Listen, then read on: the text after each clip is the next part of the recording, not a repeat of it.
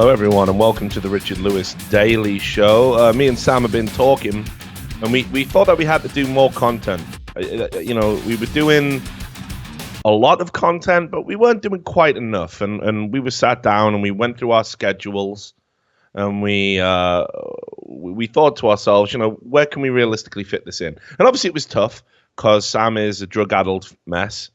He's a problem. He's got problems. So, I mean, it basically revolves around when he's in and out of rehab and when he's asleep. Accurate, right? Yeah, definitely. You've been up all night again, haven't you, Sam? No, I had a sound night, actually. Straight lies, of course. He's just having a lie. Yeah. No problem. But we think the way it's going to work is we're going to go Sunday to Thursday. That gives me chance to fit E-League in, and we're going to try and plonk it in the afternoon, East Coast time, and then we'll just we'll see where it goes. And what we want to do is we want to divide the show up into being about news and current events in the first half, and then maybe an esports roundup in the second half. But for this show, there was no doubt there was one thing we had to talk about, and that, of course, was the election and the election results. Everyone's been going crazy about the election. Did you watch the election, Sam? Of course. Stayed up all night. I was watching with Josh Raven, mate. That was my presidential company. Jesus Christ. So, what was he doing other than just snacking relentlessly? Nothing. Just both us pretty not happy, just laughing at everything that was occurring basically on Twitter. Yeah. Well, I mean, I think we all had a laugh. I obviously watched it with Thorin and Anders, and I definitely won't talk too much about what we got up to. We did drink heavily. I've only just shifted the hangover today, but I enjoyed what I was watching as well. I watched CNN's award-winning coverage. Obviously, they have great election coverage. There's no doubt about it. With all the shit flying out of the screen and that kind of thing. And of course, there was some crumpled faces at the end, which was also good. It was like the best episode of the Twilight Zone I've ever seen. No one saw the twist ending, and everyone's world just capsized. And to see that is great because, and I'm going to talk a little bit about why. Because I'm sick of this idea that we were on rails, that there was only one destiny that could have guaranteed us a glorious future, and these people did everything that they could collectively to achieve that destiny. Now, it's all fine if you want to believe in something. I support that, and if you want to influence an outcome, absolutely, you should do that. But I think some of the tricks that were employed this election go beyond dirty, go beyond crazy, and certainly the outcome did give me some personal pleasure. I got your message at God knows what time in the morning. What was it? Hola, deplorable? yeah, something like that. Yeah. Along with MAGA, probably. So here's what I'm going to do.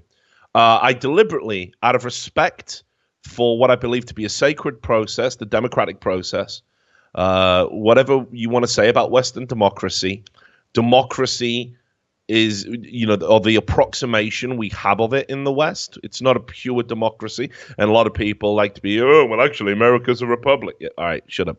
Shut the fuck up. I get it.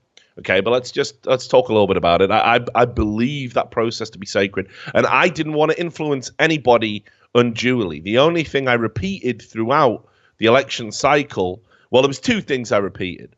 The first is that there's a lot of liars on the left, and unfortunately they control social media and the media, and you have to have an open mind in regards to the messages you receive on a daily basis. And the only other thing was vote with your conscience. If you were able to vote with your conscience, and that was it. I didn't want to influence anybody to vote one way or the other. I don't believe that is a fair use of power, and I never talked about my personal politics as a result of that. I'm now going to talk about my personal politics, because I think a lot of people assume I'm a Trump supporter, and that isn't true. Yeah, a lot of people assume the same thing as me as well. I think just because we're basking in the glory of everyone breaking down doesn't mean we support it. Exactly right. We can appreciate a good fucking triggering, right? We don't, we appreciate a good triggering as much as anybody else. It's got nothing to do with whether or not we support Trump's politics. And I'm going to tell you, if I was able to vote, and I'm an American resident, I wasn't able to vote in this election. I don't have voting rights. So I had to sit and watch, even though the policies will affect me personally. I had to watch the election pan out, knowing I wasn't able to influence it, not even with my own personal vote. So here you go. Here's my personal politics. If I could have voted, I definitely would have gone for an independent. Here's the problem.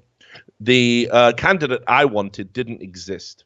We have a system here in America that literally somehow couldn't create a candidate whose policies were coherent enough across the board that I could have actually said I entirely support this candidate.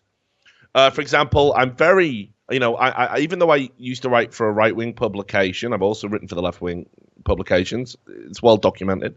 I'm worried about climate change. I think everyone has to be worried about climate change. I think you can feel it. I'm sick of people like, climate change deniers telling me that's weather, not climate.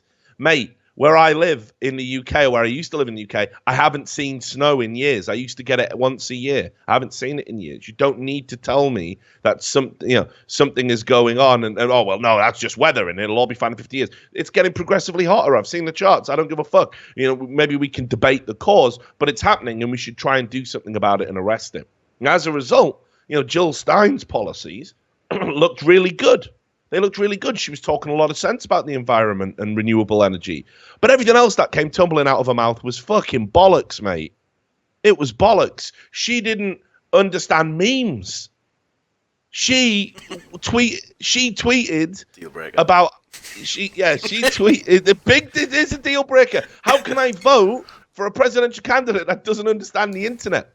How can I vote for a presidential candidate that literally tweeted about Harambe being some sort of mad fucking tragedy and how we're all speciesist? And right, I'm out. Peace, Jill. You do realize, Jill, you would have to represent humans when you go to the White House, not gorillas. It's not fucking Dawn of the Planet of the Apes. Or maybe she was going to get in the White House. No! Is that what I was going to have to fucking put up with? It's ridiculous. So I couldn't vote for her. That fucking Gary Johnson dude. What a fucking chucklehead. He's a libertarian. He's a libertarian, but he doesn't understand libertarian values. He was literally talking about his economic policies that flew completely contrary to libertarians and what libertarians believe. He was advocating for big government. That's not what libertarians are about. So he didn't even understand the party he represented. And then, I mean, if you just want to see a clip, someone was talking about, having a heart attack. You must have seen this one. And he fakes having one. And Yeah. What are you doing that for? It's banter, isn't it? Mate, come on. That's way more cringeworthy than almost anything Donald Trump did. Almost. So, neither of the independents really appealed. And I couldn't, if I could have put an X next to their name, I still don't think I could, because they weren't three-dimensional candidates. So, after an independent, yes, I would have voted for Trump, because I couldn't, in good conscience, vote for Hillary Clinton. There is absolutely no way I could have voted for Hillary Clinton. There is no way I could continue to contribute to the Clinton machinery, which is, look, Christopher Hitchens wrote the book about Bill Clinton, No One Left Alive. Hillary's complicit in some of that stuff. All the stuff that came tumbling out about WikiLeaks. If this had been any other presidential race, she would have had to bow out. And that's the key thing here, that it's not that I don't support democratic values. It's not that I don't support the Democratic Party, even though I think we can now see it's rotten to the core. They rigged the primary against Bernie. I could have got behind Bernie, even though his policies weren't fleshed out. That was the only thing that really concerned me. But they were no more fantastical and thin than Donald Trump's. So, Bernie wanted to tear down big banks, wanted to tear down big finance, wanted to tear down big pharma. What are you going to put in its place, Bernie? You Larry David looking motherfucker. What are you going to do? What are you going to do? And there was never an answer to that question. There was never an answer to that question. And it's very appealing. It's very appealing in America where we have a divide. I'm going to get into this in a second, to want to tear this shit down. But you got to have a plan. You got to have an exit strategy. Now, I don't think you would have been able to tear any of it down with the lobbyists and all the big business influence that you have in the American political system. If Bernie had won the presidential election, we would have got a great, well-meaning candidate who would have been paralyzed by inactivity. That might be the case for Donald Trump also. There will be resistance to a lot of his policies. But honestly, this, and I'm going to get into this later in the show, this isn't as bad as people think it is. You're being lied to if you think you have elected a racist candidate. You are being lied to if you think America is a racist country all of a sudden. You are being lied to. That is not true. That is demonstrably not true. I'm going to show you that it's demonstrably not true. And that is why I'll take Trump over somebody that labeled young black gang members super predators. I'll take that. The coverage was so heavily skewed about him being a racist that it overlooks so many fundamental things. But so what I want to do in this show is I do want to tell you, I'm going to explain to you why Trump won, right? I'm going to explain to you why he won. I'm going to explain to you what comes next. I'm going to explain to you why it's not that bad. And then we're going to have a laugh at the media, and we're going to trigger some people, right? So let's start. Let's talk about the big divide in America. Do you know what the big divide in America is, Sam? Race? No. Wrong. Economy. Mate, this is like an episode Class. of fucking what's it called in America? Is it Jeopardy. Family Fortunes? Jeopardy. You know, no, where it goes up and and he goes, okay, name something that gets hard when it's cold. Nipples. Yeah, Family Fortunes. Yeah, right. Well, okay. So if you said race, I'm sure it'd be up there, but it ain't true. Do you want to have? Not the one. Do you want to have another go? Oh, what? I don't know, mate. Fucking hell, put me on the edge. Got to win this car now. Class. I already said that one, but I think you took it. No, it's not class. It's not. It kind of is class, but it isn't. It's not the answer. I'm going to tell you what the divide is. And it wasn't discussed this election cycle, like so many other things, because we were bogged down in personal attacks, labeling one half of the debate racist and deplorable, labeling the other half as, corrupt and irredeemable. Nobody talked about the real divide in America. And you only have to look at how the country works, and you only have to look at the electoral map to see how this works. It is about the town and the country. It is about the city and the country. It is about urbanized areas versus the countryside versus rural. This is America in a nutshell. These are the key divides. And there's many things that feeds into this. So, for example, if you look at the electoral map, you'll see all these blue areas, and you'll be like, wow, there's way more red. Loads of Republicans have been tweeting out this image of where it's almost like a sea of red, and there's a few blue states on either coast, and they're going, look, look how overwhelming it was. Well, it's not overwhelming. Those are the densely populated areas. Those are the cities. The cities vote Democrat, and yet they're 4% of America's landmass. Big cities, but they make up 62% of America's population. Right? So it's what's in between that really makes America run. And this is the key thing. If you look at the media and the way that the societal hierarchy is happening, it's very similar in the UK. You've got London, and London's got the banks, London's got the media, London's got everything there in London. And Londoners turn their nose up at people from Wales, people from the Northeast. We're considered to be inbred, ill-educated, morons. And it's the same in America. The city folk believe the country folk are retards. They believe they are rednecks, morons, hillbillies. And it's not true. But that is the prevailing stereotype. Okay? So That's the issue that should have really been talked about and debated.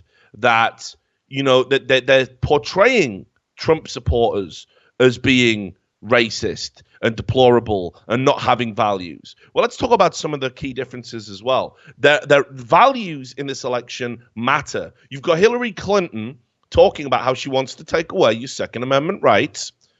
People in the countryside are twice as likely to own a gun. Okay? Twice as likely. It's just, if you think people in the city have got the guns, you're crazy. It ain't. It's farm folk have got the guns. They got guns all over the fucking place. They got a bunch of guns. Because part of their lifestyle, it's what they've been brought up with. They've been raised to hunt, raised to be self-sufficient. They have to be self-sufficient. There is nothing there. It is a huge divide with no amenities, no development, deliberately so, right? Because agriculture is what makes those areas thrive. So when a candidate comes out and says, we're going to protect your right to have a weapon, that's very appealing to people in the countryside because that is their way of life. It doesn't make them a Nazi. It doesn't make them deplorable. It doesn't make them racist. They are voting on the issues. The issues speak to them. If you are a candidate who is kind of advocating and tearing down the sanctity of marriage, which again, I think people know my personal views on this. I find religion to be quite a strange and alien concept and very, very weird. For me, it is an admission of human mental frailty. Out of all of the great ideas we've come up with, belief in magical men who sit in castles made of clouds, ruling us completely, surveilling our lives 24/7. I think it's fairly absurd. I understand why it happened, but the fact we haven't grown out of that seems to be quite a testament to how humans as a species are very deficient. But again, in the countryside, people get married more often. People get married younger. People stay married for longer. Divorce is still frowned upon. And this stems from the fact that there are more evangelical Christians, more devout Christians in the country. The church is a huge part of a rural area, is a rural community. The church is where you go to socialize. The church is where you go if you need clothes or food. All the charity work is done by the church. Any candidate that is perceived to be attacking the church and reducing the church is not going to win in these states. But again, it doesn't make these people Nazis. They are not evil. They are voting for what speaks to them. And it's got nothing to do with race. Absolutely nothing. Now, here's the other thing. The media, and we're going to get to them, they play a twofold role in this. And they haven't just denigrated the people in rural areas. And they haven't just, put out this ridiculously one-sided, biased coverage consistently through this election cycle. They also constantly come out with these salacious, sensationalist, over-the-top headlines that make the world, the cities in particular, look like terrifying places. It's always a headline about Islam is going to bombing the city. They're coming to get you. It's always, atheist protests. It's always the rise of AIDS and if you're an evangelical Christian, these things make the city look like scary places. This looks like, holy shit, our values are the only thing that's going to keep this moral framework, because when I look outside my window, it's crickets. They don't see any of this shit. So what they conflate that it's their value system that is keeping the wolves from the gate, not their geography. And that's another reason why they vote for Trump. And let's talk again about how our farmers, how our agricultural areas in America have been consistently failed by the government. Consistently failed. And it's the same in the UK. You get left. You get left out. Right? You literally get fucked over if you are a farmer or a rural worker. It used to be that it was a very good way to make a living and you get all these tax breaks. Not anymore. Tax breaks are going to the rich. If you work on a farm, if you live in a rural area where there's nothing, fuck you, you're trailer trash. You're getting squeezed and squeezed and squeezed. Taxes are going up and up and up, and you're getting less and less and less. Obviously, these people, when they're frustrated, when they don't have a voice, when they feel that their concerns aren't being listened to, when big businesses like Walmart move in and completely kill all the, what they call over here, mom and pop stores, what do people do? You get a protest vote because people have to fucking speak up about this. And here's the thing. That's fine. If you want to call these people bad people, but nobody talks about the issues that face them. Nobody talks about how they're getting squeezed out financially. No one's talking about how their dollars don't go as far as they do. No one is talking about how the white people committing suicide is skyrocketing. Overdoses in rural communities due to use of bad heroin and bad drugs and just drugs in general are skyrocketing in these rural white areas. Nobody can talk about that because if you come out and talk about white issues or issues affecting the white poor, you're a racist. You get branded a racist. And it's absurd. These are genuine, geographically specific, class specific, lifestyle specific issues. And we are not allowed to discuss them. So you know what happens when you're not allowed to discuss them? I'll tell you what happens. Trump happens. The ultimate fuck you. The one man who came out to these rallies, and he rallied constantly in these areas, constantly, while Hillary was on planes getting layup questions from the biased media. He was there in these rural areas, and people should have seen the writing on the wall. They were rigging the polls. They were lying. They weren't even showing photos of these rallies. Thousands, tens of thousands, sold out rallies. I was in Nevada when Trump had a rally. You couldn't get in. You couldn't get in. And yet people are trying to say that nobody saw this coming. You didn't want to see it coming. You've had your fingers in your ears and you have stopped listening to the people that make America tick. And instead, we're taking our news, we're taking our views, we're taking our opinions, we're taking our cues from this effete liberal intelligentsia that look down on anyone who's blue collar. Trump addresses that. And that's why fucking Trump won. And also, just as a key point here, you gotta love an asshole. That's my whole shtick, Sam. You have got to love an asshole. I know. Built your whole career on it, bud. Right? Think about why people like Donald Trump. Think about him on a personal level. Think about what he does. Think about how he's famous on The Apprentice. When someone was being a mumbling, bumbling, fumbling, fucking incompetent, who comes in and says, you're fired? It's Donald Trump, right? People love that shit. And I think it's stupid. I think it's retarded reality TV. It doesn't nourish my brain. I like to watch something better in my time if I can. But that's what they wanted Donald Trump to do. All of these people in these rural areas that have been stepped on a million times over, they want Donald Trump to come in and say to that corrupt government, you're fired. Fuck you. I'm going to change things. And you know what?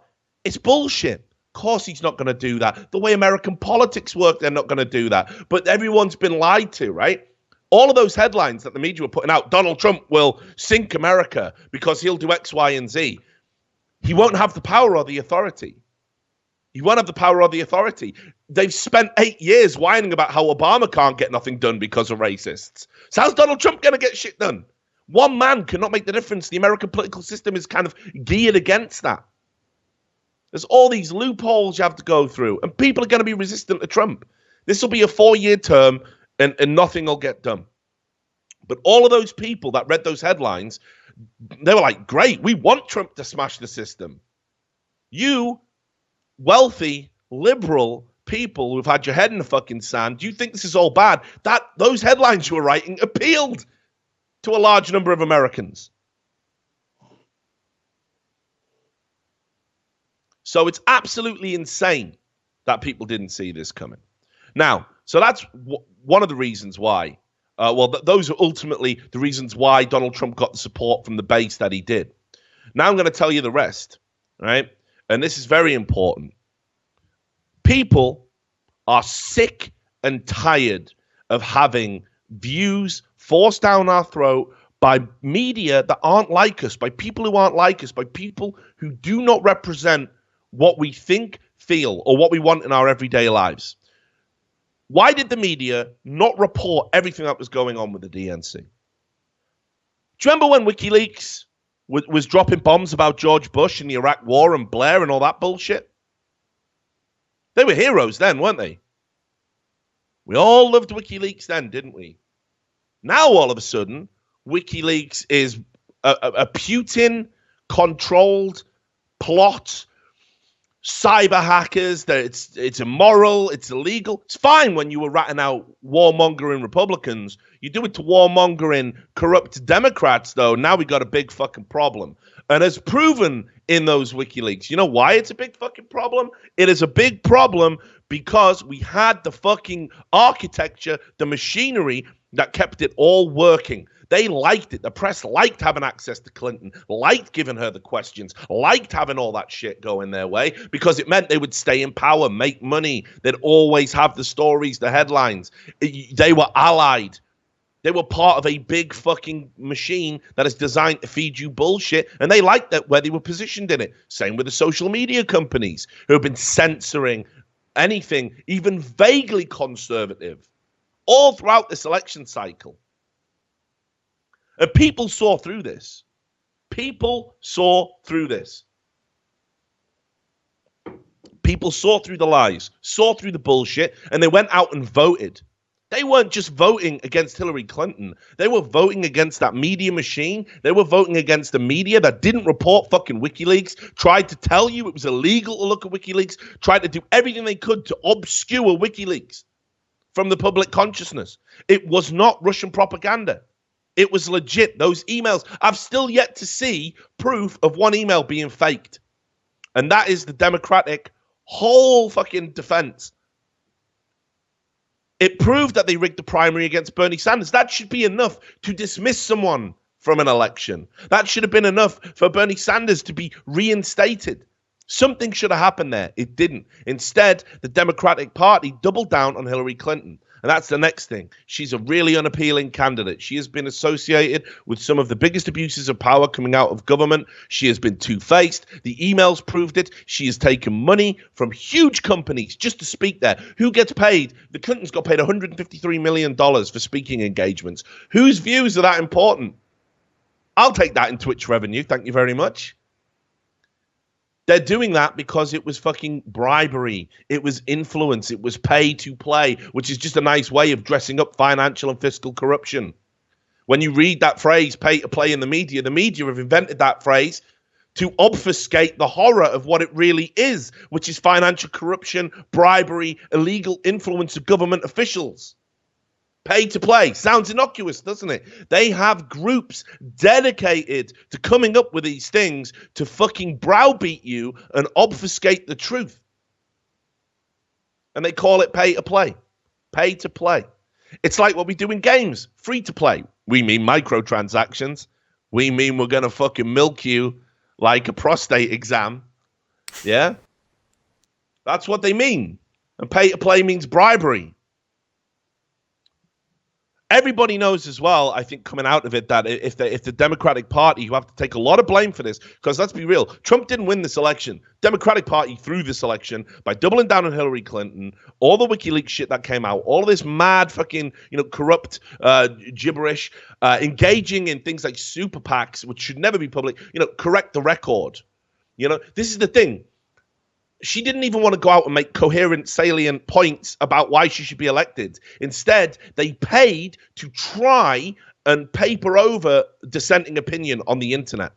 There is nothing that is going to turn people off more than that. And people heard about it. This isn't your Fox News voters. In fact, statistically, she did worse with women. She had 4% less votes from women than Obama did. And actually, Donald Trump gained in white women, gained in Hispanics, and gained in blacks over any Republican candidate.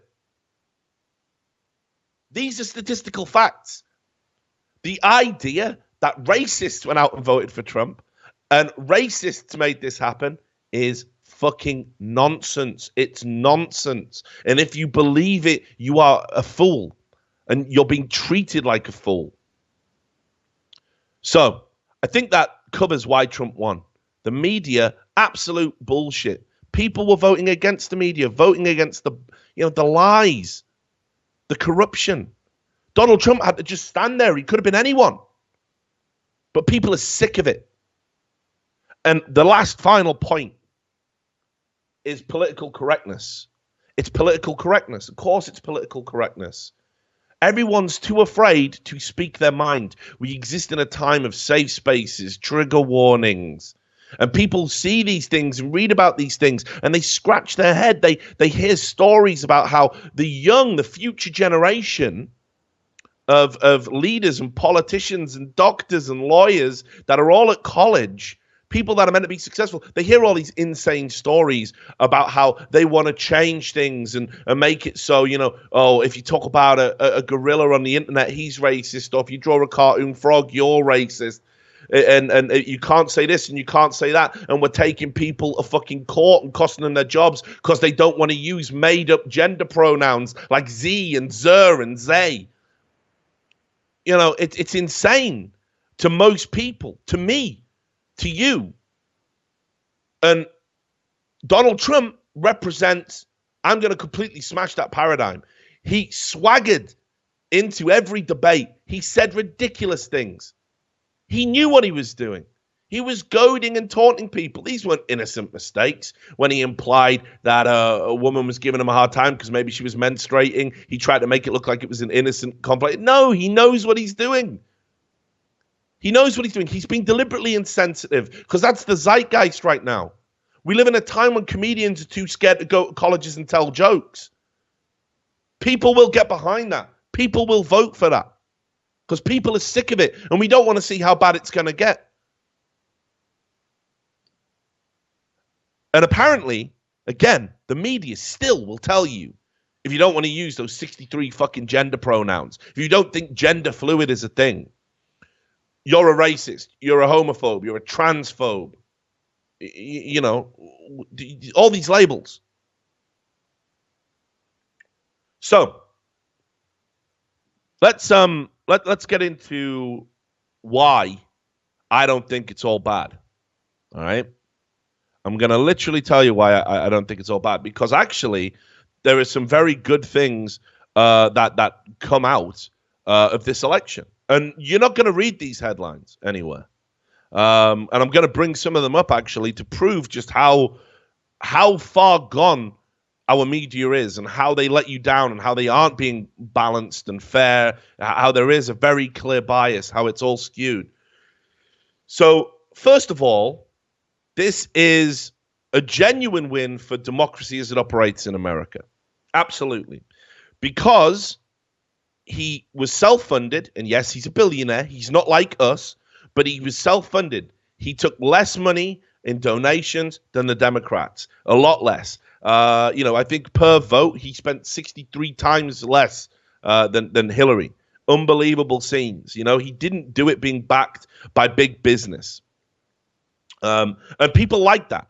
And it's nice to see that happen. This is an independent who won a Republican nomination and went on to become president of the United States. That's not happened before.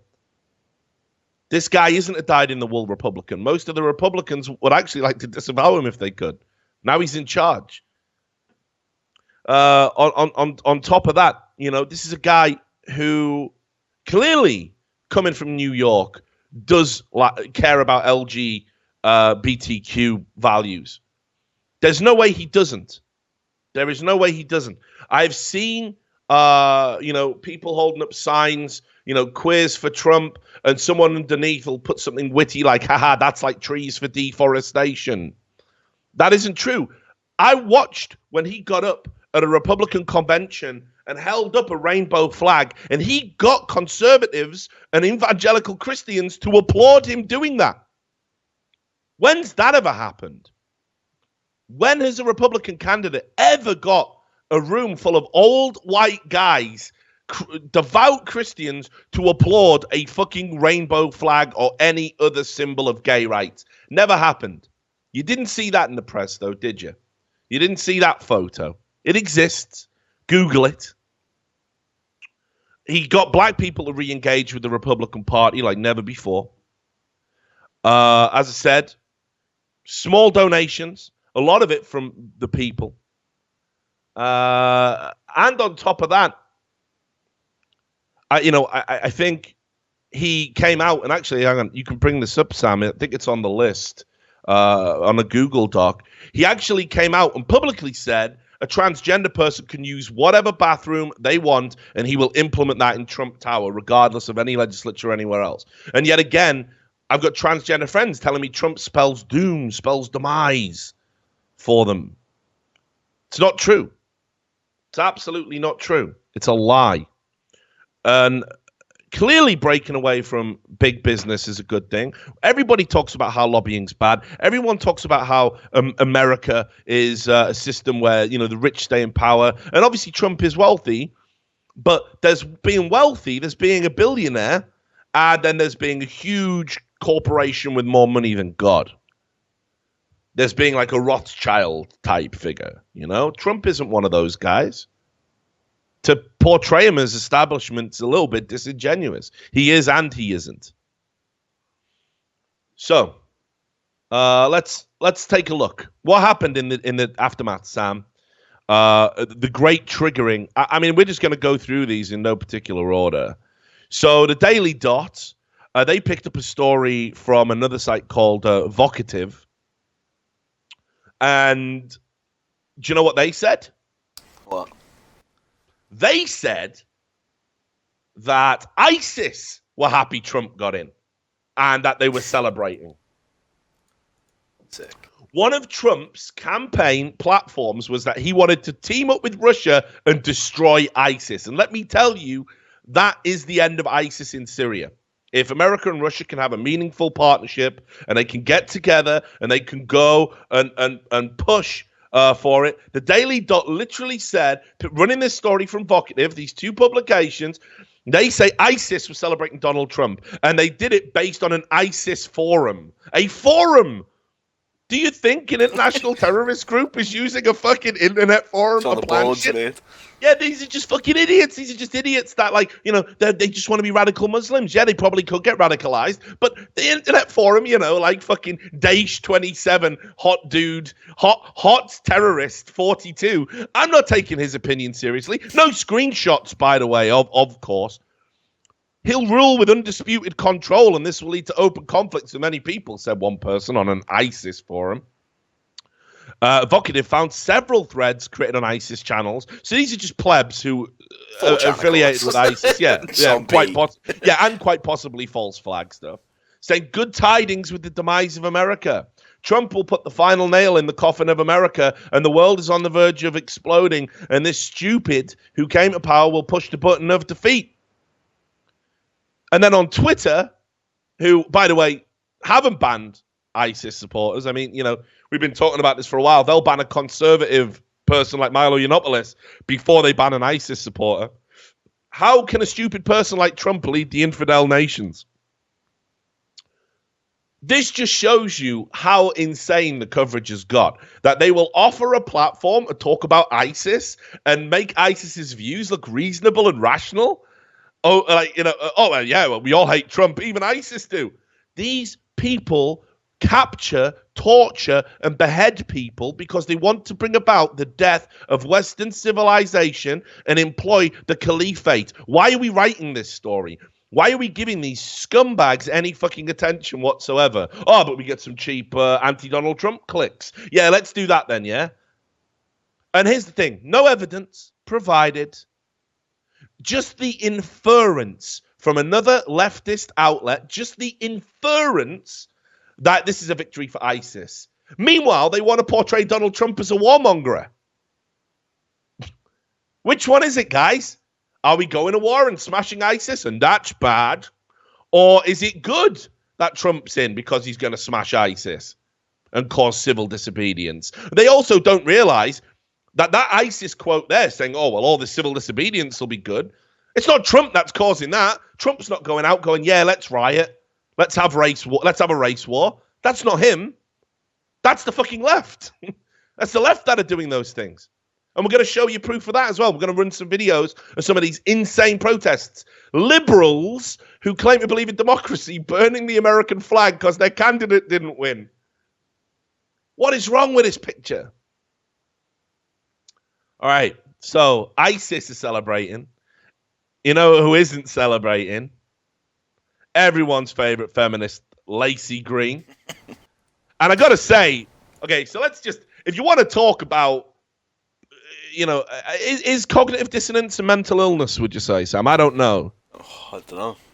I don't know enough about it. Maybe someone in the chat can educate me. But Lacey Green put up a tweet, right, prior to the election, I believe, saying, regardless of the outcome, we are clearly a deeply divided and broken country. So much work ahead to mend, heal, and restore the U in USA, which obviously stands for United, in case you didn't know. So she wants us to be united, right? And she wants to heal that divide.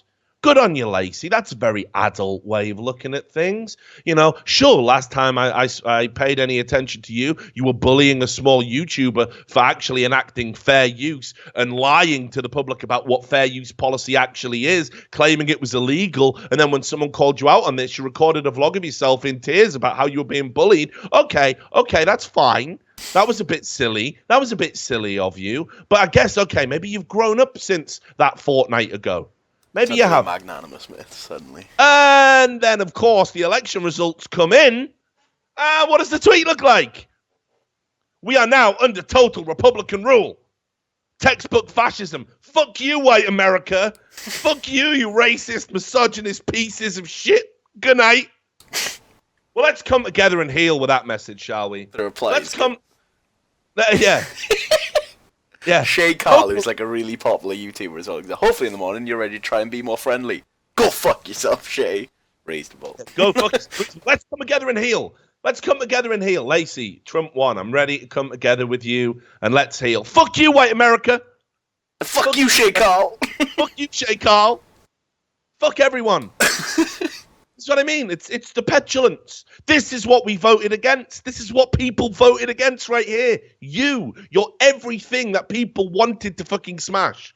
And you don't understand it. You can't understand it because you sit in your little echo chambers. These fucking liberals, they ban all the dissenting opinion. They ignore anyone they think is an idiot and a moron without even listening to what they have to say. And then they act surprised when things don't go their way. It's like, holy shit, all my friends on Twitter told me we were going to win. Fuck you. You know nothing. You exist in a bubble. You do not engage with the real world.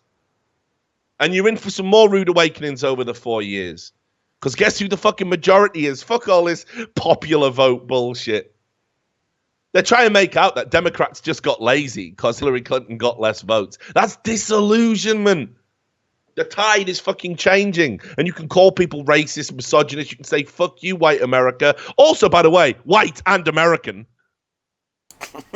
Reasonable. What did Vox do? Good old Vox. Good old Vox.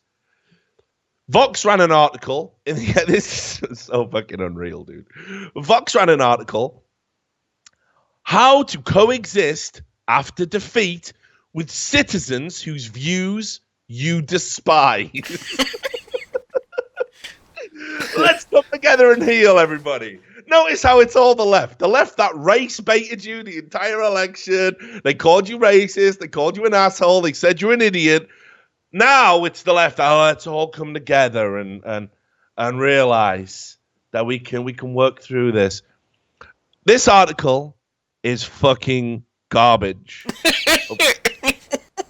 This article is fucking garbage. And listen though, check this bit out.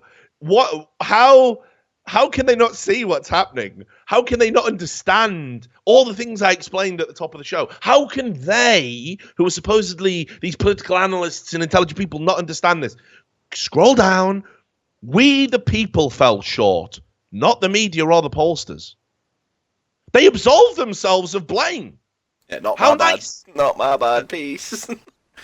Yet, it says here, Those of us in the minority must own the defeat, acknowledging that we, not the voters as a whole, not the pollsters, not the media, but we somehow fell short. Right?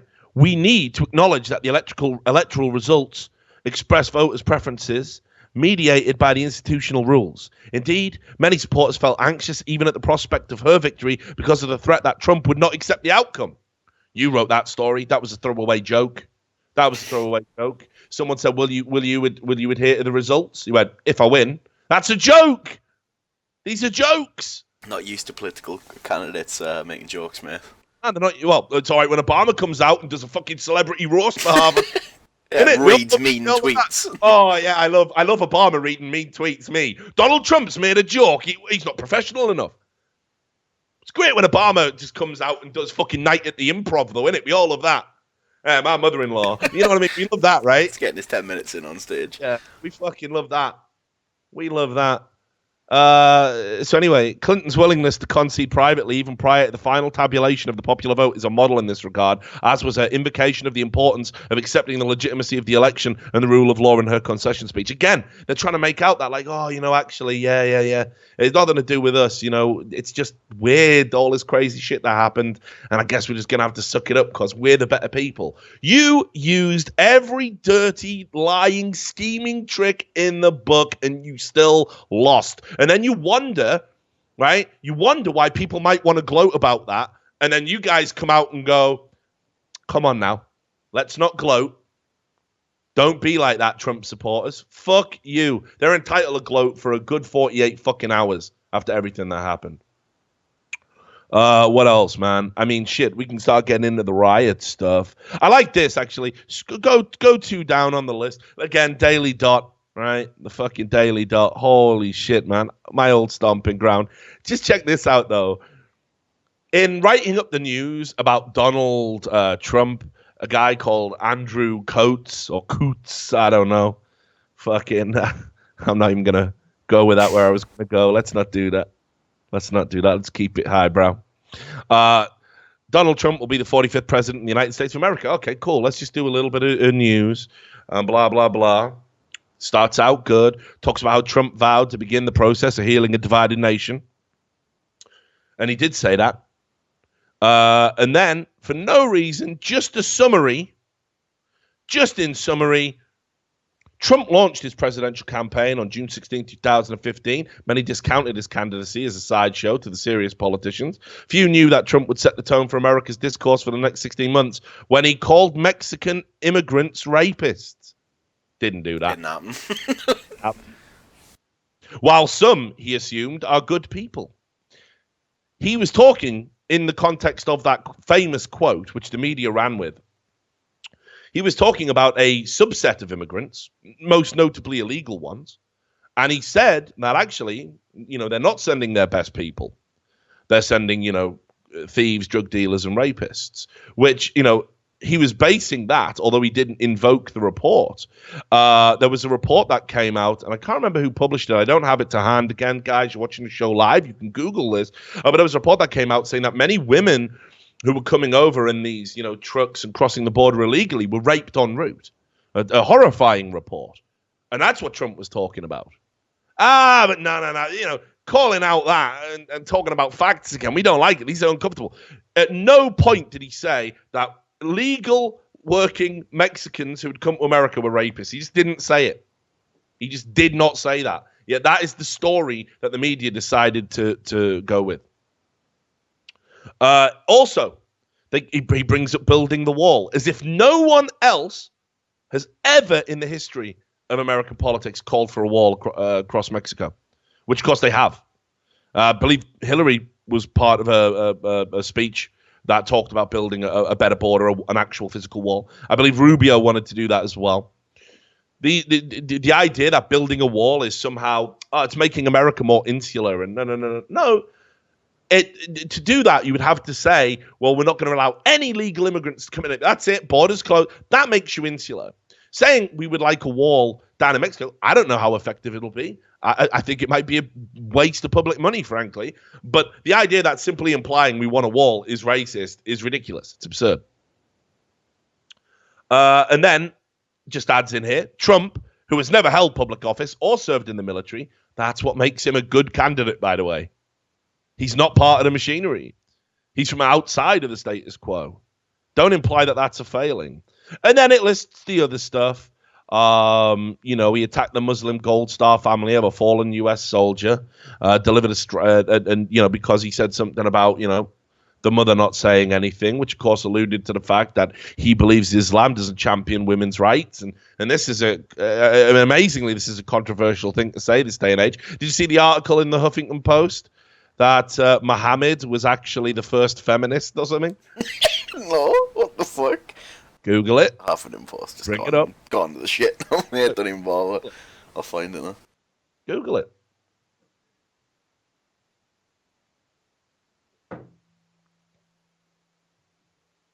Just waiting for me to find it, are we? No, I'm not. I'll take a break, mate. Bring it up. There you go. It happened. They wrote this. A man who, according to scripture, took a child bride is a feminist. Unreal nonsense. Unreal levels of nonsense. So, of course, you've got to lash out. You got to lash out at anybody that implies otherwise. And it was a dumb thing to say, and I definitely don't agree with it. And I think he misread the temperature in the room if he thought people were going to accept it. These are grieving parents. You should show them some respect. Abso-fucking-lutely, I support that. But again, they made it out that this was a white supremacist insult. It's got nothing to do with that. This is an ideological attack. This isn't about race. This isn't about color. And then they also attribute Clinton's dip in the polls after Comey announcing that the FBI was going to reopen the investigation.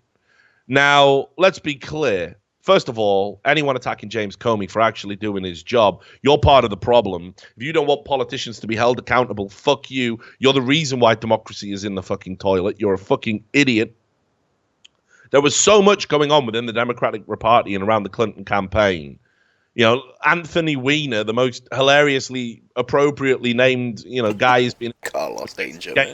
Yeah, Carlos Danger, as he's known in business. My Steam profile at the moment. He's under investigation for supposedly sending sexually charged text messages and naked pictures to an underage girl. It's got nothing to do with just what Comey announced. People were starting to see it. People should have disavowed all of this shit. They didn't. They doubled down. They were like, well, we've got friends in the media. It won't get reported.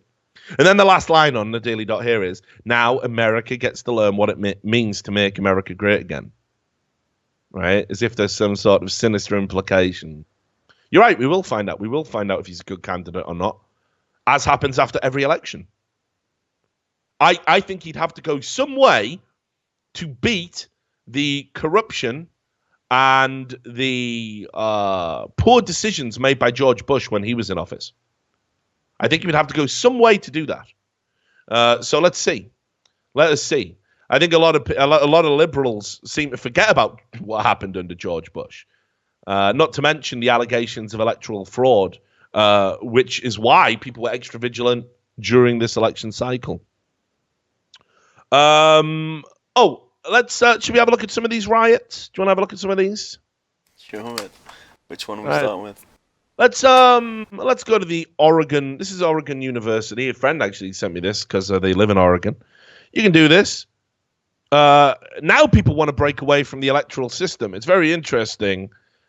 If those same rural farmers that I talked about at the top of the show had come out when Obama was reelected or elected the first time and said, well, we didn't vote for him, he ain't our president, they'd have been called racists. They'd have been called rednecks and hillbillies.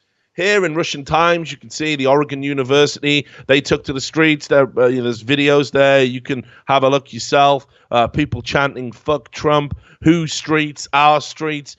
When you get all this, this is a thing with liberals. You get all this insane levels of civil disobedience every time something doesn't go their way. Someone speaking at a university that they don't like, let's go and tear it down. Let's block people getting to work. They were literally burning the flag. Think about what the flag stands for. Think about what democracy, how you meant to embrace democracy, how this seems to be the issue here that they're complaining about, and they're burning a flag. It's a disgrace. You got the right to do it. It's a free speech thing. But if you can't see the problem here, you're an idiot. You're doomed. So you can see that was Portland. Then we had a pretty good compilation of them over in the Sun newspaper, terrible newspaper. Never buy that. But they did do a nice little summary of all of the videos, footage. Violence, of course. All violence, flag burning, fighting. All coming from the left. Right? Keep in mind, Donald Trump supporters are meant to be the violent ones. Keep in mind, this election cycle, due to Project Veritas, proved that the DNC was sending agitators to Trump rallies to cause violence, not picked up by the mainstream media. You are now meant to believe that the racist, violent people exist on the Republicans. No evidence to verify that whatsoever. All evidence proving to the contrary. In fact, I'll tell you a story here. I got a lot of friends who work in law enforcement or who have worked in law enforcement, and they all messaged me during the election results and told me it was all hands on deck in several states. They have this thing, red light, green light, where if you're on reserve or you get called up, you have to go into work. And basically, if Trump won, they were all on red light. They were all on red alert. They had to go in. They'd have to work that night. They had to be ready to mobilize and deal with riots and protests. If Clinton had won, they were all told, you've got the night off. It'll be fine. So law enforcement doesn't, they know that it's not the right-wingers that are violent. It's all coming from the left. All these protests and this civil disobedience and the violence. It's coming from the left. And how they are literally now, they're everything they hate, they're everything they profess to be against. It's just gibberish, absolute nonsense. I mean, you haven't said anything for a while, Sam. Are you okay? Yeah, I'm just scrolling through all these videos and pictures and stuff. Yeah. Mad, isn't it? Yeah. Just how many that there is. Now. Let's get into some of the comedy that was going on.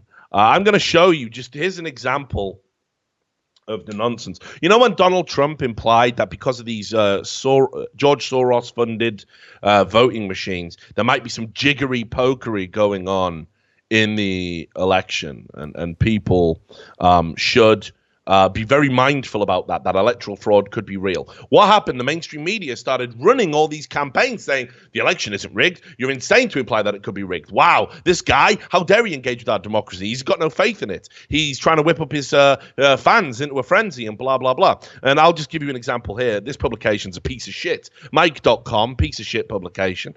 Here you can see, no, the election is not rigged. Here's why Donald Trump's claim is completely bogus. And they give you all these things talking about how it's not rigged, loads of tweets and blah, blah, blah, and all these, people who supposedly know what they're talking about, and, political analysts, and they try and say that, Trump supporters are idiots again, because 50% of them are inclined to believe that this election could be rigged, right? All of that shit, right? Then Trump wins. Do you want to know what the headline was, Sam? Polls rigged. The electoral system was rigged for Donald Trump. Same publication. Same fucking publication. Lack of awareness. Lack of awareness. That's how fucking insane they are. That's how insane they are. That they can't even check their own publication, and they try and make out, it was definitely rigged. Fuck this electoral system, blah, blah, blah. It's unbelievable. It's unfucking believable that they do this shit. And they do this shit all the fucking time. All of these publications. Here's another thing. I saw a lot of people on social media. What were they saying? Oh, we're going to have a president that's going to be investigated for literal child rape. Sorry? Yeah, did you not hear about this? No. Well, there was somebody mysteriously waited. Hang on, let me bring this up. I haven't even included this in the list. All right, here you go. So here you are. This was an accusation that mysteriously came out around about the time the Clinton campaign was getting absolutely fucking pounded by WikiLeaks. So suddenly, someone comes forward and says that Donald Trump raped her when she was 13. Right? And this was Katie Johnson. And she said she was lured to a sex party by Jeffrey Epstein, and she was forced into rough role-play sex with Donald Trump. And she said it happened in 1994 when she was trying to be a model. Now, this story was ran without any cursory fact-checking throughout all of the media to try and obfuscate, obviously, what Donald Trump had done, which was he implied there was some sexual nefarious nonsense going on in the DNC, harken back to Bill Clinton's allegations. You know, there's an allegation he has a love child. There's an allegation that, you know, he has sexually assaulted women. This is and several women. And again, Christopher Hitchens wrote about it in the book No One Left to Lie To, covered it, very thoroughly. And he was a believer in it, and I consider him of sound, rational mind. And you can see that this blew up around about that. The Huffington Post literally ran, Donald Trump is accused of raping a 13-year-old. Why haven't the media covered it?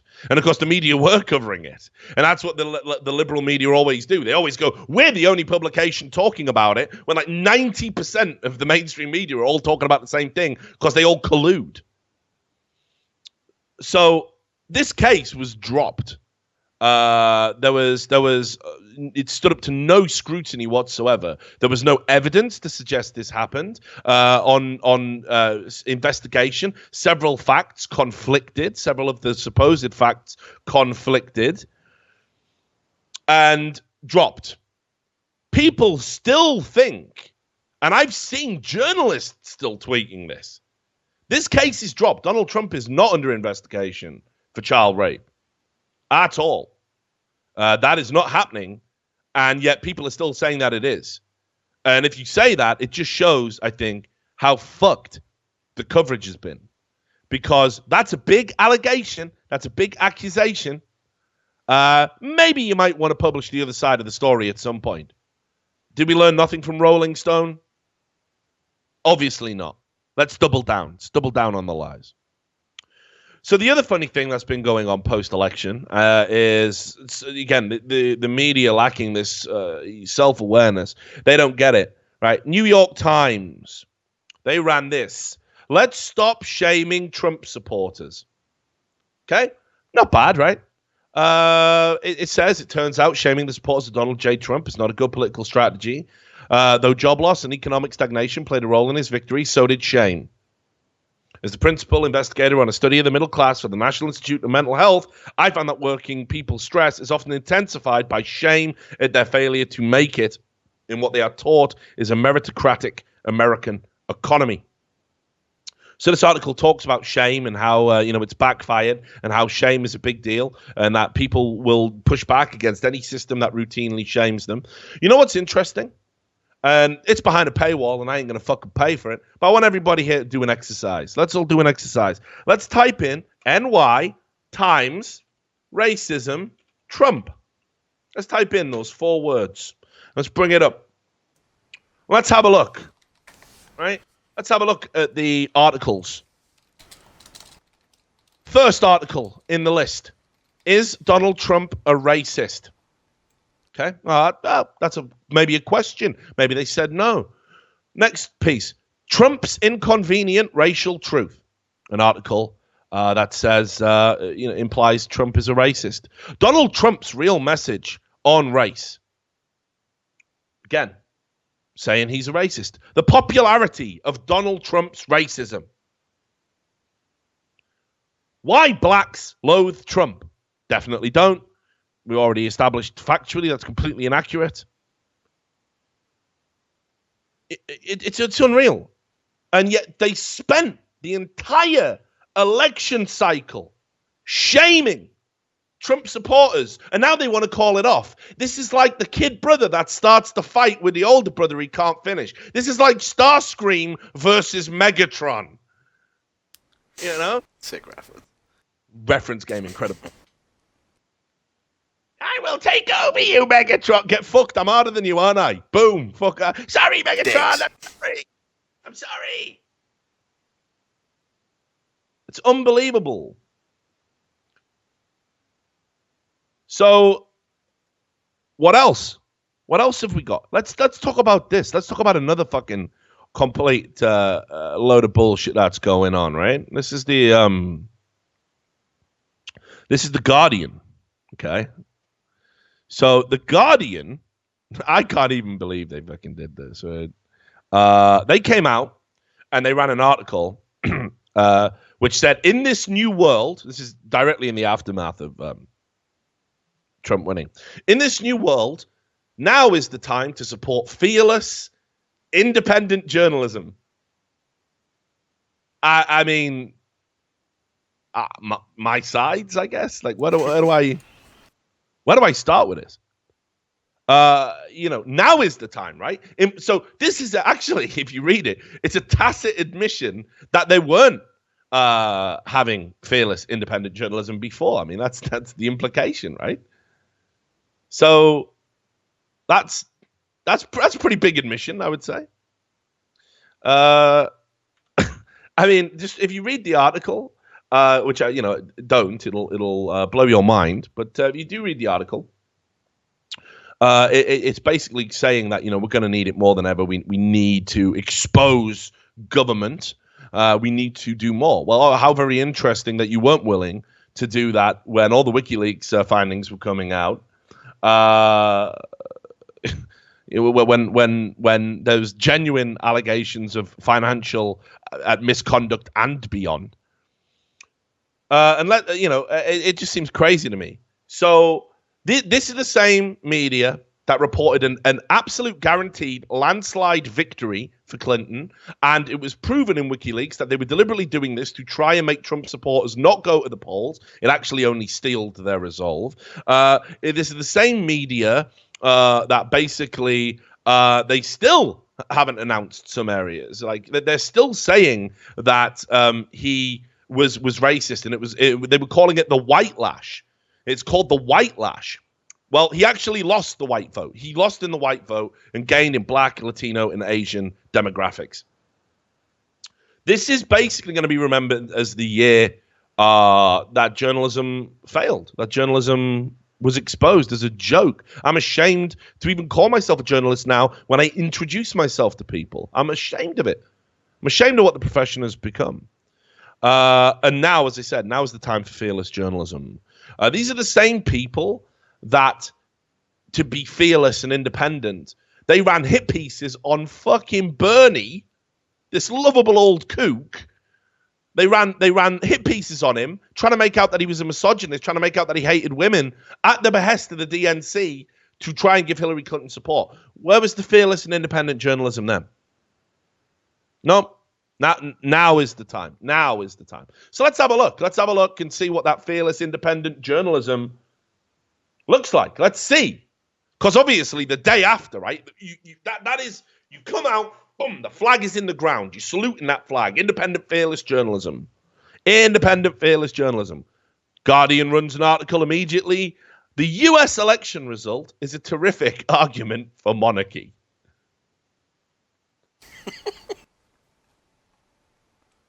Reasonable, right?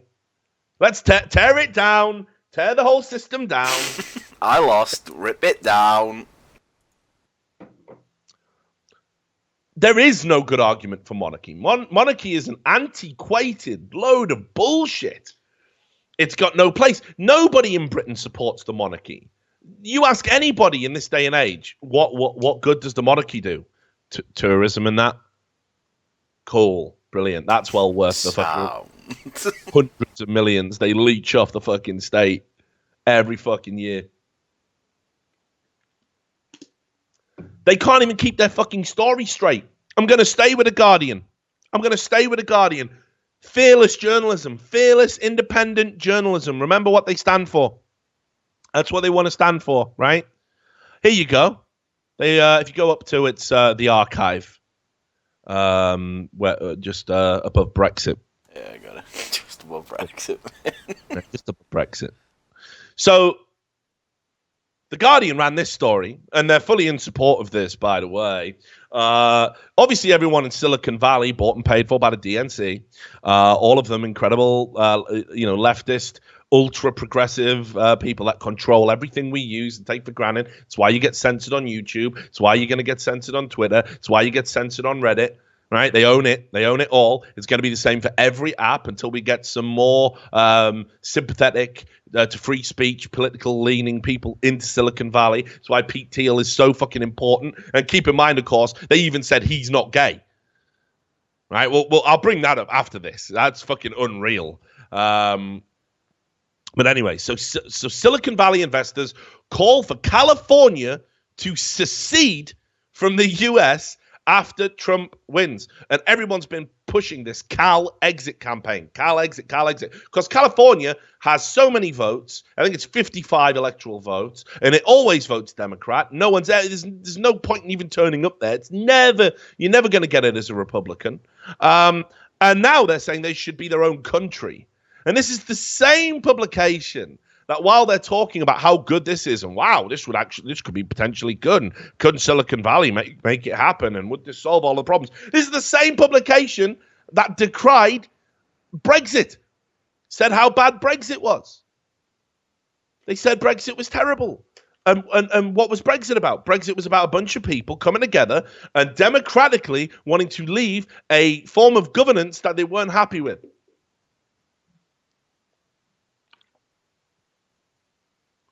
So this is okay. And keep in mind, you'll see a lot of southern states always talk about seceding.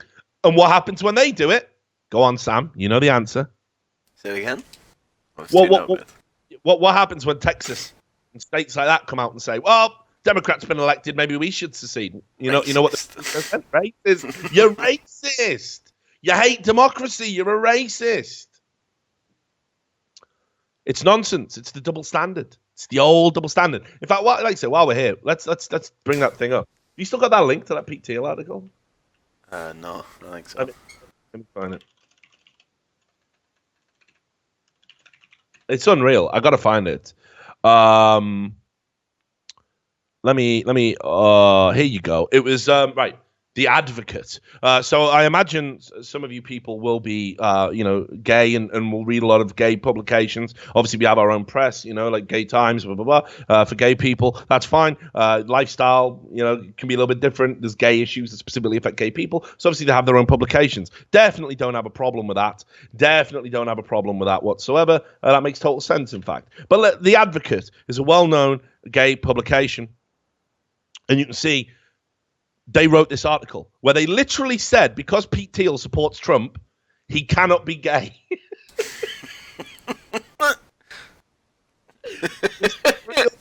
This is real. Oh, yeah, I remember this. This was going to be an I hate you. This is real. Pete Thiel cannot be gay because he supports Trump. This is it. It's not like, has he done anyone up the arse? No, this is the criteria. Does he fuck men?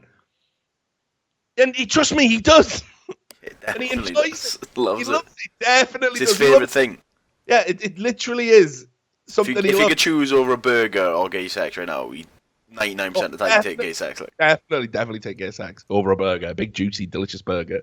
He'll rather have the big, juicy, delicious gay sex, please. Sign me the fuck up. But just look at this. Look at this. He's too conservative. He's not embracing the gay lifestyle enough by supporting Trump. The whole argument is insane.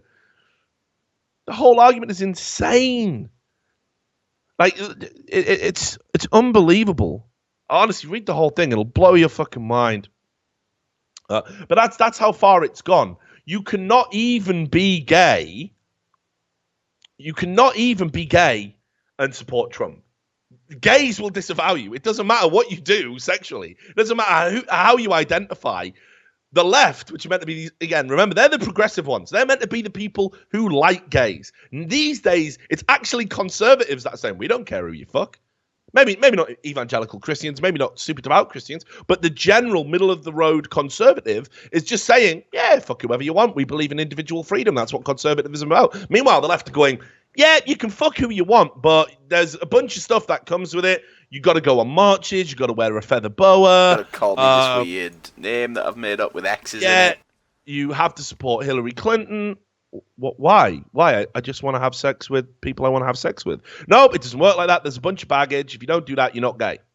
And keep in mind, this is the same party, on top of all of that, that actually has said that if you do a gay pride march through a Muslim neighborhood, you are being insensitive and racist. Who can hate gay rights in current year? Who can hate that? Homophobes, of course. Top cake. Get a bit of Tyrone. I'll dig out the next thing while you do that. So, why am I playing this on a show? Top cake. All right, great news. Keep that on standby, please. Might need to use that again.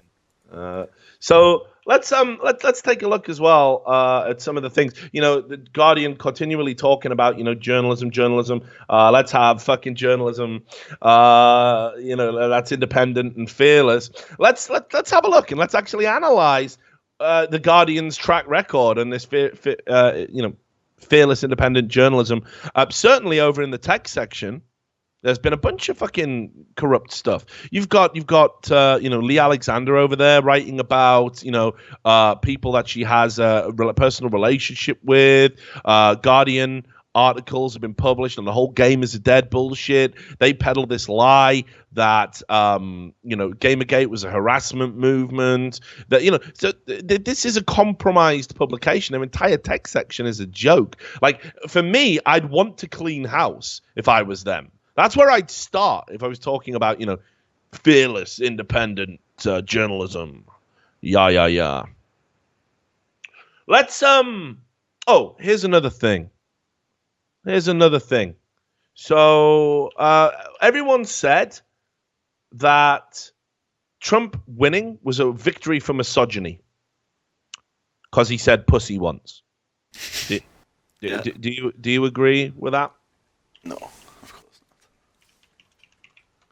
I think more than ever politically, this campaign pushed women in the political sphere into the public consciousness in a way that has never happened before. And while people were too busy whining about how Trump's a misogynist and he hates women, didn't happen, not true, definitely not true, right? They missed out this story here, and it's on Slate, and I hate them as a publication, but fair's fair. Right, the number of women of color in the Senate is about to quadruple. There's more women overall coming into the Senate, and there's more women, from racially diverse backgrounds getting into positions of power, getting into the Senate, being voted in. But I thought America was racist and sexist. I thought we all hate. Why is that happening? How did that happen? That's weird, isn't it? I mean, it's weird that all those racists that voted for Trump this time around voted for Obama last time, but they're racist. Voted for Obama twice. Yeah. Racist, though. They're secretly racist. They begrudgingly voted for Obama. Bloody fucking Obama. Can't wait for a white guy to get. You could have voted for one. So you've got that going on. And then this is a big story. And again, I suppose we haven't shown any Breitbart. Well, I'll give them a little bit of attention because why not, right? Kellyanne Conway is the first woman to run a victorious presidential campaign. It's never happened before, and I thought she was great. I thought she handled herself the whole election. So. She was the voice of reason when every time Trump fumbled and fucked up and said something ridiculous. She was basically the person who came out and qualified it and made it sound a bit more sensible. And she went the Lion's Den. She went on liberal media and stared it all down and held her ground. I mean, I thought she was incredible the entire election. So why aren't we talking about that? If we're so worried about women Overall, why aren't we talking about the areas where women did succeed this election? Here's the thing. I talked to a lot of women. I saw a lot of footage, from other celebrities who were coming out. And they basically said, Susan Sarandon said it herself. Think about how fucking liberal and progressive Susan Sarandon is and all the work she's done and all the films she's even been in, which have political messages. She's done loads of stuff at Amnesty International and everything else. And she came out and said, I want a female president, obviously, just not that one. Just not that woman. Because obviously they don't. She's not. It's like, look what happened in Britain. We had Margaret Thatcher, right? Like, I'm just going to put this out there. GG. Didn't do a lot. Didn't do a lot for women's rights. Didn't do a lot for women's rights in this country, and now we got a prime minister again. In fact, you look at some of the prominent world leaders, we got women all over the place. The idea that misogyny is alive and well, that the patriarchy is keeping women down, it's nonsense. They're rising through the ranks to the highest rank of office. That we will see a female president of the United States in my lifetime, but thank God it wasn't fucking Hillary. Thank fucking God. She would set women's rights back. She still had, by the way, in addition to all the email stuff, there's still other investigations going on about the revelations. The Clinton Foundation is still being investigated. So I don't know what people think. I don't know why they believe misogyny's a big deal in this debate, in this political spectrum. It's not. It's not an issue. And if you actually look closely and scrutinize it, you can see that there's no sexism. It wasn't at play. Women achieved great things in politics this election cycle. Fact, absolute fact. Let's get back to this segment of the show. Didn't happen. Didn't happen. Right. This is one of the things that I did notice, right? Like, in the aftermath of Trump being elected, loads of people went on social media going, "Oh, I was in the street today and I saw a neo-Nazi just kick someone to death." Like, didn't happen. Didn't happen. I was walking to school today, someone spit in my mouth because I said I voted for Clinton, and then he shit on my chest and then said, "For Trump!" Yeah, rubbed it in a bit. Rubbed it in and that. Going, Trump. MAGA. Then he did the Ghostbusters theme tune. Like, high-fived his way down the street. Never happened. None of these things are happening. I'm going to give you an example of things that definitely didn't happen. Brianna Wu, serial fantasist. Have you seen a tweet here? As I was leaving my hotel, a Muslim woman was also checking out. We looked at each other in the lobby. Both of us started crying, overcome with grief. Didn't happen. Didn't happen. It didn't happen. That never happened. It never happened. Why are you saying this? I saw so many tweets. There was one, it was a Facebook message. I haven't got it to hand. A Facebook message. A black woman claimed she pulled up to a petrol station, a gas station, and she literally claimed that 4 white guys got out of a truck, pulled out a gun, and started just pointing it at her in public. And said, you better think yourself lucky there's no witnesses here or we'd kill you. And he called her the N-word and several other racial epithets. Didn't happen.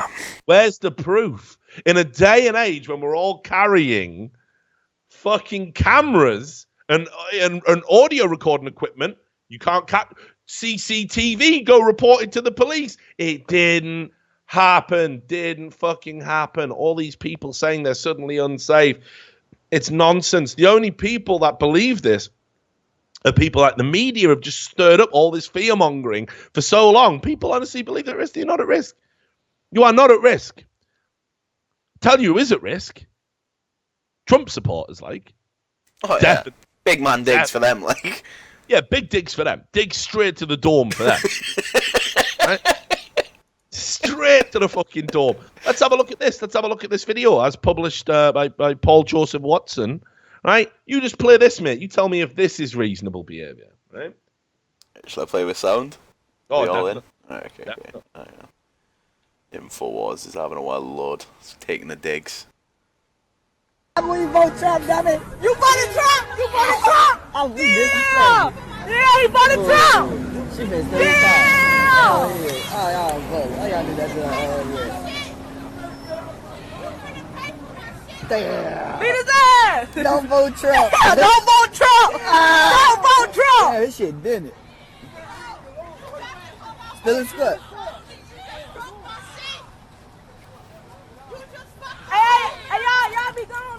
Wait, take the lighter, shit. He's got in the car. Right, there we go. It's a dumbass.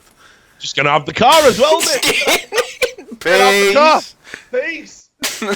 Vote Democrat, yo. You just broke my shit. I like how they were beating him and he fell on one of their things and broke it. He broke my shit. You were beating him to death. What do you mean? It's not a sound. So hang on, right? Hang on though. I thought it was Trump that was doing all the violence, right? I thought it's Trump supporters that are violent, right? So why is it all these people can tweet about this shit and put Facebook posts about this shit, and yet they've never got any evidence? Yet every time I see some actual violence, it's either violence that was caused by Democratic agitators at a Trump rally, or it's just Trump supporters getting wrecked for supporting Trump. Did you see that one with the old lady?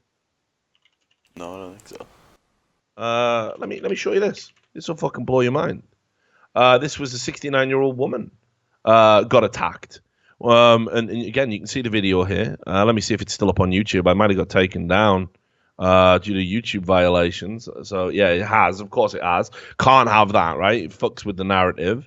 Let me just see if I can find it. It will be somewhere. It will be somewhere. We'll find it. I'm going to fucking find it on X. I think this is important. Did the Daily Mail back it up? Surely they did. Here we go. Good old Daily Mail.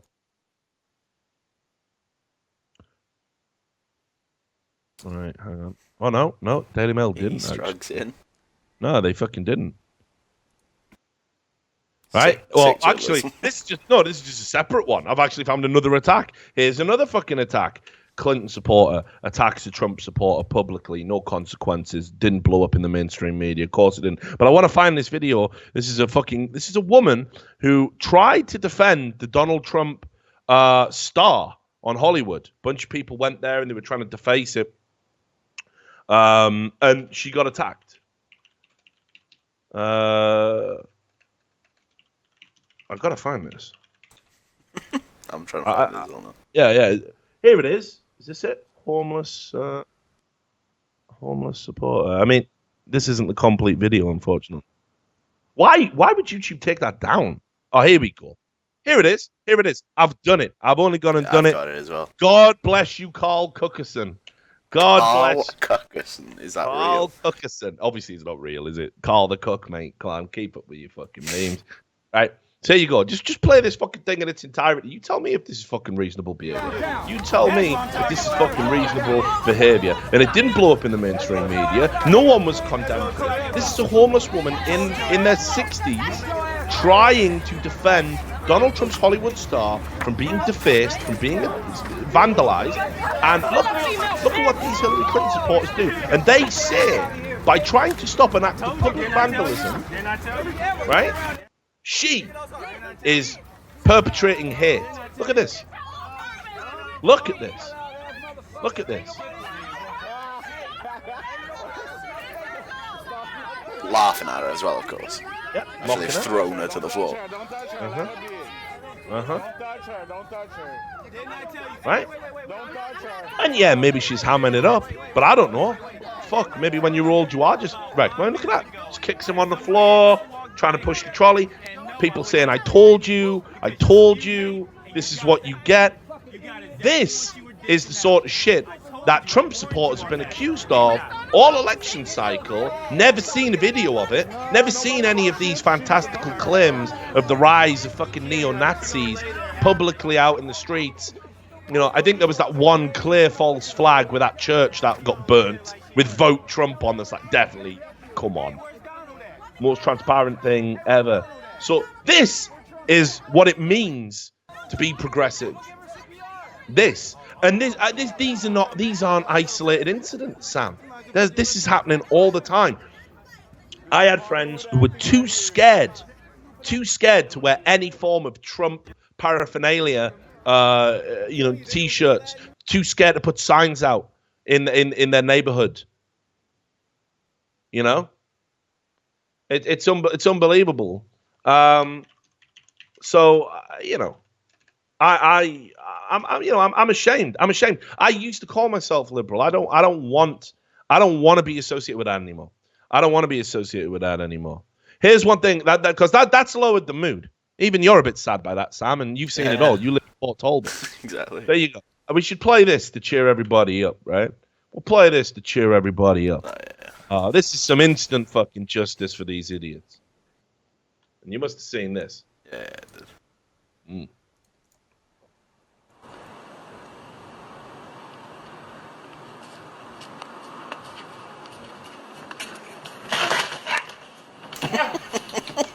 Get fucking wrecked. Top cack. And here's the thing as well. Nobody even questions this. Why was it only Trump signs that were being destroyed? This is what I mean about the echo chamber of the fucking left, right? Look at that fucking absolute bender. Like, what a fucking loser. What I mean? What is wrong with him? Like, he's absolute. It's so fucking funny. Like, it's so fucking funny, dude. It's so fucking funny, man. Like, serious. Like, why was it only Trump signs that were getting driven down, fucking torn down? Why? Because, they exist in these echo chambers. They honestly think it's okay to vandalize property. They think it's okay because they're on the right side of history. They are on the right side of history. Absolutely ridiculous. Absolutely ridiculous. Oh, mate, there was another one. What? Another person get electrocuted. Good. That's quite big. I'll show that in the background. Protect your personal property. I'm all for it. And actually, did you see the guys that were riding around attacking people who had Trump signs on their lawn? Yeah. Yeah, 2 Hispanic guys going around doing that. Filmed it, of course, and uploaded it to the internet. Definitely do that when you. I mean, look at this shit.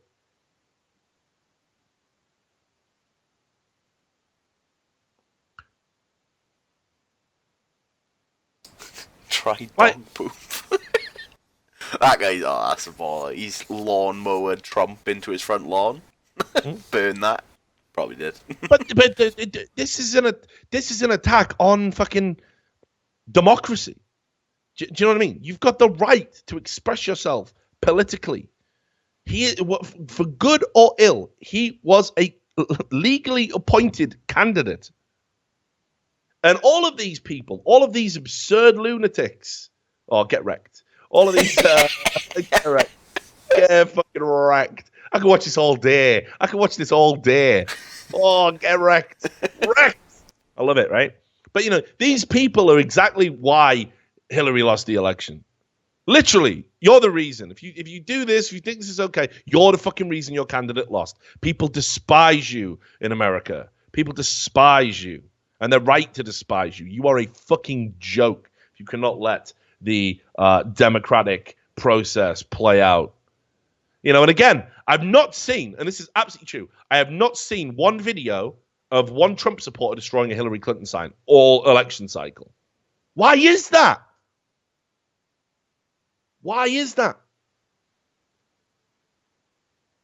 It's crazy. Makes no sense to me. They must be there, right? Because Trump supporters are so bad. Must be, man.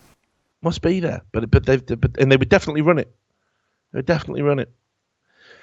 So I think we can start wrapping up. It's been a long show talking about everything pertaining to this ridiculous Trump election. How the Daily Show is going to work is we're probably going to do 1 hour on news and current events and 1 hour on esports, but we'll forego esports today. We're going to forego esports. We're just going to stay on message, talk about the election. The BBC even tried to do some scaremongering about sports, Sam. Did they? Yeah. So imagine, I'd imagine the one area you can get some respite, the one area you can chill the fuck out and just not have to think about the election. Sink into some sports, right? Nah, sports is heavily politicized, right? Especially on the BBC. Donald Trump. How will the new US president impact on sport? I imagine not at all. Very little. But let's go. So look, what impact will President Trump have on the Los Angeles bid to host the 2024 Olympics and Paralympics? Like the idea that in 2024, do you know what I mean? The bid's going through now, sure, but he won't even be president then. So why would it affect anything? USA are clear favourites for the 2026 World Cup, but will a Trump administration affect how it will be staged if it wins? No! 2026! No, it won't. Like, talk about scraping the fucking bottom of the barrel. Trump has threatened to end several trade deals. What impact will that have on the growth of American sports outside of sport? None! None whatsoever. None whatsoever. And then, just think about this. They're taking quotes from FIFA officials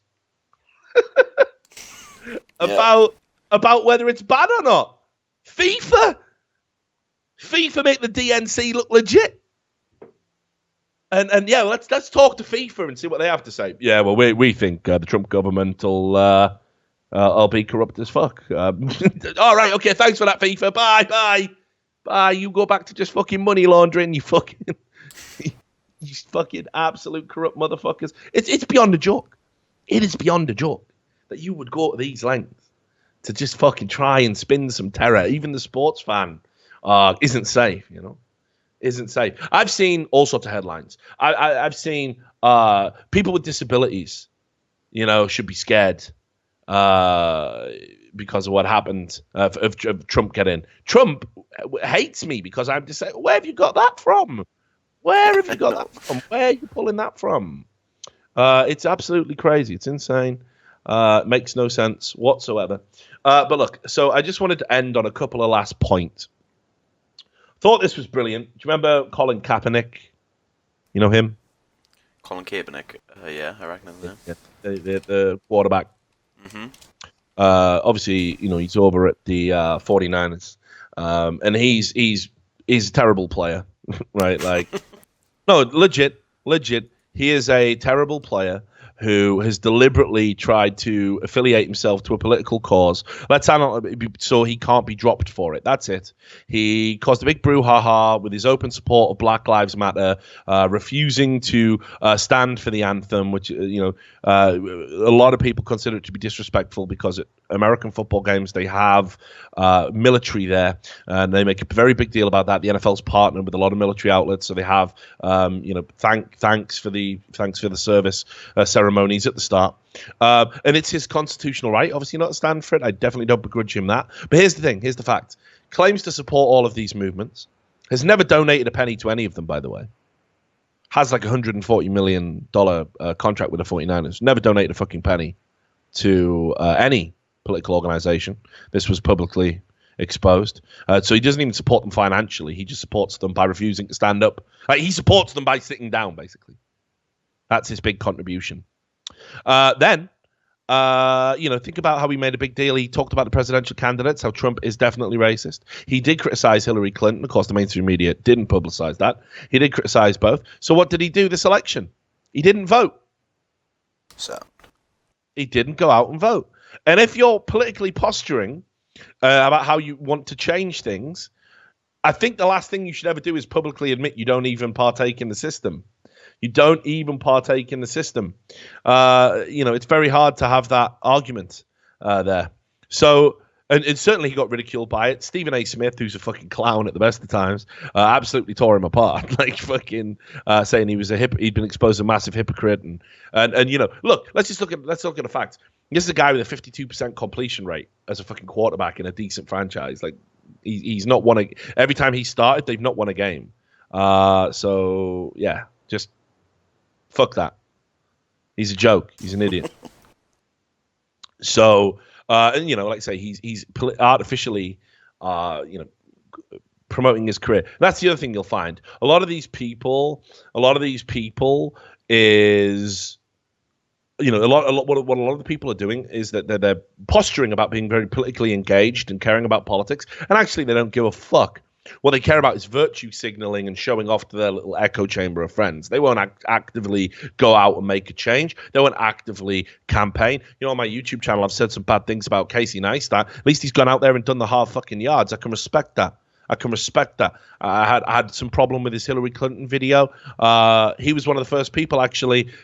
Think about everything he said about Trump. He came out and he said, congratulations to Trump on winning the election. Tried to be classy about it. Might not have disclosed everything, but I can respect somebody who goes out and does, actually walks the walk, goes out there and campaigns. And that also brings me to Stephen Colbert. Stephen Colbert, actually, there's a trending video right now. It's on YouTube. It's all over Twitter. It's all over social media. You don't need to play it, but you can just bring it up, Sam. Basically saying, don't move to Canada just yet. And in that video, he's talking about how did politics get so poisonous? Why does the right and the left hate each other so much? Why? How did it get so bad? Again, just trying to artificially make it look like they have the moral high ground and everybody on the winning team is just bitter and like we're so mean. We're so mean, right? So let me just show you a picture about this fucking moral high ground and why it got so bitter and why it became so divided. And let me tell you, Stephen Colbert was very much part of the problem, just like all the leftist propaganda spewing media, right? Check this picture out, Sam. It's unreasonable to the max. Jesus Christ. Right? So let's see. Right? I want to see the reaction in the chat here. Unreasonable to the max. It's unreasonable to the max, isn't it? Look at that. The implication is that if you've engaged in this political cycle, you are a Nazi. Yeah? This is the same guy who's now saying, hey, why can't we all get along? Fuck this guy. Fuck this fucking shill. It's ridiculous that this is allowed, to happen, that people who just want to engage democratically with people who literally have voted for a candidate that speaks to their politics are going to be branded like that. And sure, people will say, "Oh, Stephen Colbert's satire." Let's sure he might not have gone full John Oliver, right? But it's this infection of the political consciousness where it becomes okay and normalized to brand 50% of Americans neo-Nazis. I'm sick of seeing white supremacists. They've labeled everyone, every conservative commentator as a white supremacist. Milo Yiannopoulos, white supremacist. No white supremacist would ever support somebody who has sex outside of their race. Do they not know what white supremacy means? And obviously they don't. And I'm sick of it being normalized. I'm sick of good people, good, honest people who voted, as was their right, being branded Nazis by this machine. There was a little bit of self-awareness. This is the note of hope. CBS, Sam, they put an article out today. This is new. This is fresh from the press. CBS News said they did an editorial opinion piece, The Unbearable Smugness of the Press. And it talks about how journalists literally fucked up. They got it completely wrong. And they should be humble. It actively says here, there's a place for opinionated journalism. In fact, it's vital. I agree. But our casual, profession-wide smugness and protestations of superiority are making us unable to do it well. Our theme now should be humility. We must be more impartial, not less so. We have to abandon our easy culture of tantrums and recrimination. We have to stop writing these know-it-all 140-character sermons on social media and admit that as a class, journalists have a shamefully limited understanding of the country we cover. And I couldn't agree more. I think that's the one thing that really comes out of this election cycle, that the press failed. The press have been exposed as morons. And we all need to change moving forward. So there you go. So that is my post-election breakdown. I don't really have anything else to add other than, look, guys, it's not the end of the world. I've definitely got some concerns about environmental policy. Trump has wasted no time in putting a climate change skeptic in charge of the EPA, the Environmental Protection Agency, which is bad. Okay, that's a bad start, right? That's a bad start. But that said, George Bush did the same shit. He was in bed with big oil, and maybe this will change. I don't know. But here's what I do know. I know, first of all, it ain't going to be as bad as what they tell you. It's going to be fine. It's just another election. The world isn't going to end. If you're a Muslim, you are safe in America. Certainly safer than you are in Europe. If you are a member of the LGBTQ community, you are safe in America. The overwhelming majority support your causes. They support immigration. They support integration. They support legislature that protects and provides you. The average American is for free health care, right? That's actually true. They just don't like Obamacare. All right, they want that act repealed. They want a better lot. Obamacare pushed people's average costs up, not down. Don't let them lie to you. America is not a neo-Nazi haven. It's a fucking amazing country populated by amazing people.